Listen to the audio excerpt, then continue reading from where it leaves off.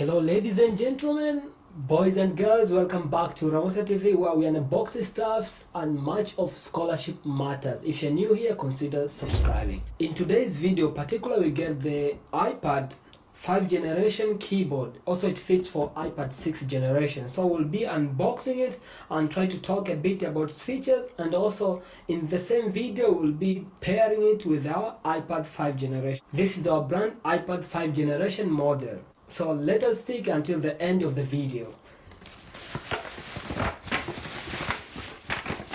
So we got our keyboard here.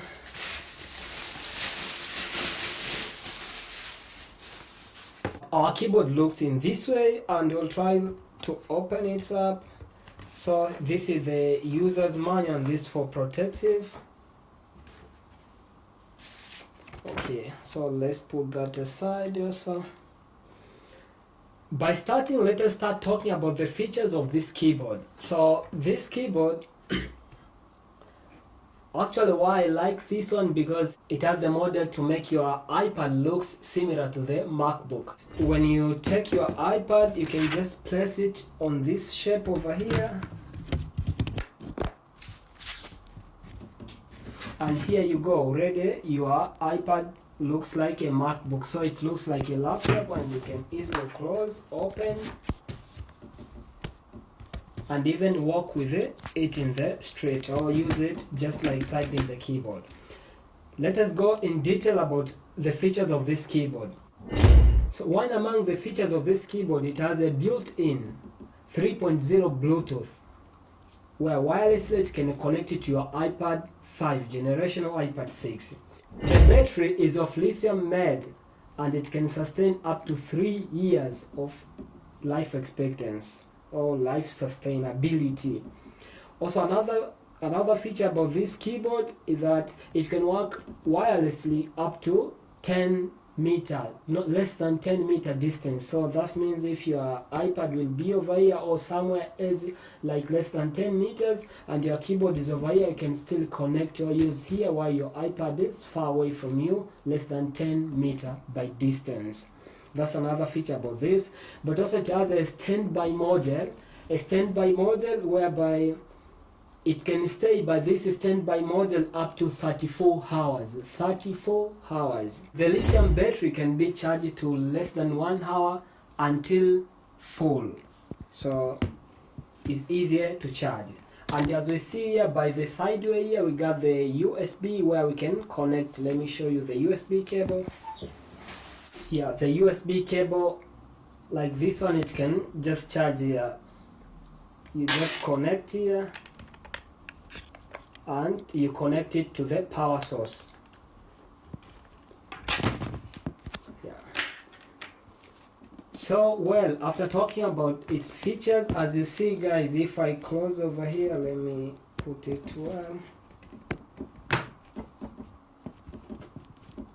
Now if I close like this, you see like a MacBook, guys. Do you see the appearance? Now well, we finished talking about the features contained in this keyboard. Now, how do we pair our keyboard to the iPad 5 generation? Pairing it, you need to turn on the Bluetooth from this side. So you turn on from this button over here, and after turning it on, you go to the settings in the iPad and you go to Bluetooth, then you turn it on. Then we can see the Bluetooth 3.0 keyboard pops out. Connecting it, you can just tap over here, but the most professional way is by tapping function C, and you will see it connect itself automatically. So now we are connected. Our Bluetooth keyboard has been connected to our iPad 5 generation. What has remained is that now our iPad will function like in a keyboard model or keyboard style, and now it functions like a laptop. We can say a MacBook, a mini MacBook as well. Now all the other key functions like on this keyboard are just working as normal in the MacBook or in the Windows version. So to start elaborating about some of the keyboards and their function over here, I need to go a bit of details about those one. As we see, this one here, we have the escape button, whereby we can move from any of the program going back, like the exit button. So will be this one here. So if we click over here, now we have exit from our application back to the menu or home screen.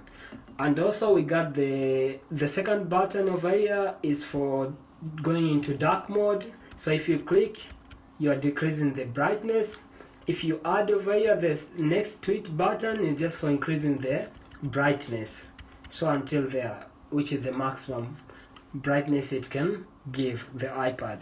The next button to it is the keyboard for typing. The next to it is for searching, when you wanna search any of the application in the home button, or you're in the app, like, and you wanna search something from inside, you just click search and you can type here, maybe let's say maybe YouTube.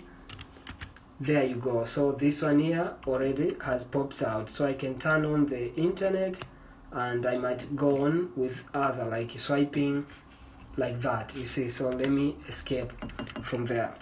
The next to it is the button for copying. Mostly when you are using these like note-taking apps, like you copy, or you're in Google or Safari, you take something, you copy, and the next to it is for pasting. And the button over here, these three buttons, the middle, if you're watching like a movie or playing any of the film over here, so the middle button is for pause or play. Next to it is for forwarding, and the button on the left side is for backward. Then we come the next three keyframes over here. We say this button over here is for adding the volume, if you're playing something, to increase the sound. Button, this one for decrease the sound, and the next to it is for muting the sound, if you wanna keep zero, or you watch the film with no audio. And the next to it is the sleep button. So if you place this standby sleep button, your iPad will sleep and stays in a sleep mode. And within the sleep mode, the lithium battery can sustain to stand out for 34 hours, which means 1 day and a half. Yep.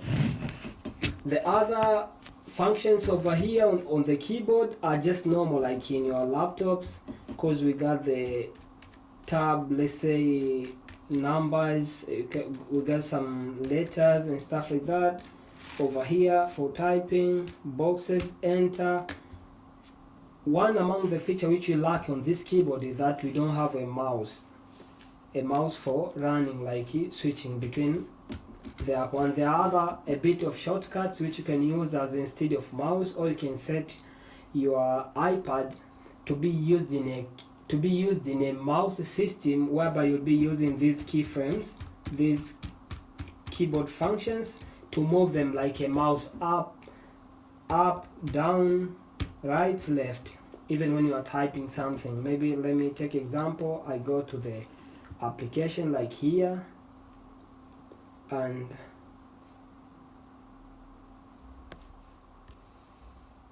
I open up maybe like this, and I need to type something like here. Maybe I type like that. If I want to move like this one to up or down, you see that one, up or down, it functions in that way.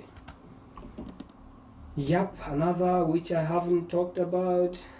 I don't think there's anything left on the keyboard to talk about.